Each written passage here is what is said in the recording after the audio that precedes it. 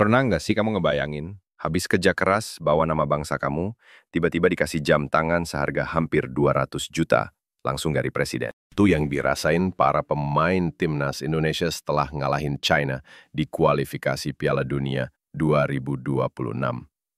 Mereka bukan cuma menang, mereka bikin sejarah.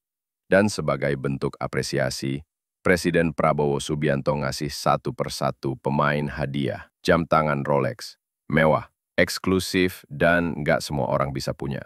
Tapi pertanyaannya sekarang, kenapa Rolex? Apa istimewanya sampai-sampai jadi simbol kehormatan dan pengakuan dunia? Kita balik ke lebih dari 100 tahun lalu, tahun 1905.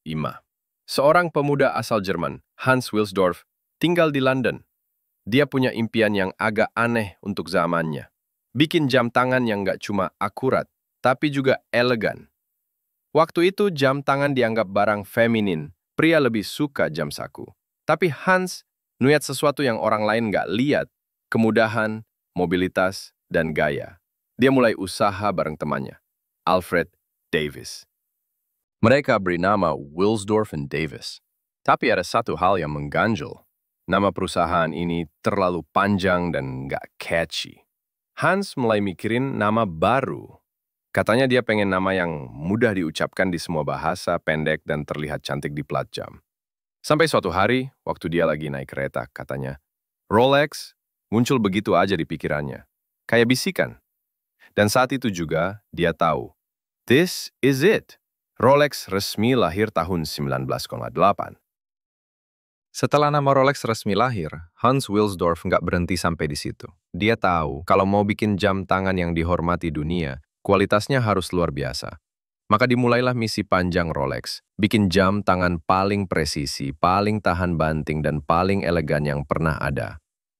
Tahun 1906, Rolex memperkenalkan jam tangan Oyster, jam pertama di dunia yang benar-benar tahan air dan tahan debu. Bayangin, di era itu belum ada yang percaya kalau jam tangan bisa dibawa menyelam. Tapi Rolex membuktikannya. Mereka kasih jam Oyster ke Mercedes Gleitze, perenang wanita Inggris pertama yang nyebrang Selat Inggris. Dan jamnya tetap hidup, berdetik dengan tenang. Beberapa tahun kemudian, lahirlah Perpetual. Teknologi penggerak otomatis yang bikin jam bisa terus hidup selama dipakai, tanpa harus diputar manual. Teknologi ini jadi standar jam mewah sampai sekarang. Rolex nggak berhenti di laut, mereka naik ke gunung. Tahun 1953, Rolex ikut naik ke puncak Everest bareng Sir Edmund Hillary dan Tenzing Norgay. Di ketinggian ekstrim, dalam suhu minus dan tekanan udara tipis, Rolex tetap berdetak. Dan sejak saat itu, dunia mulai sadar. Ini bukan sekadar jam tangan. Ini simbol ketangguhan, akurasi, dan kemewahan yang gak main-main. Sesuatu yang pantas dipakai oleh para petualang, pionir, bahkan bangsawan. Lambat laun Rolex bukan lagi cuma dikenal di kalangan teknisi jam atau petualang ekstrim. Ia mulai muncul di pergelangan tangan para tokoh besar dunia. Dari pemimpin negara, aktor legendaris, sampai miliarder dan atlet. Tapi kenapa? Apa yang bikin Rolex beda dari jam tangan mahal lainnya? Jawabannya bukan cuma desain atau teknologi, tapi cerita yang dibawanya. Rolex seringkali bukan dibeli untuk diri sendiri, tapi diberikan sebagai bentuk penghormatan, pengakuan, atau terima kasih. Makanya, ketika seorang presiden memberikan Rolex ke para pemain timnas, itu bukan sekedar hadiah mewah.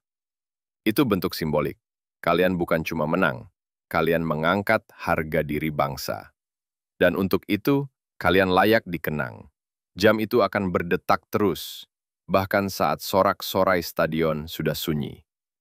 Tapi setiap detiknya akan mengingatkan mereka. Gue pernah berjuang, gue pernah dihargai.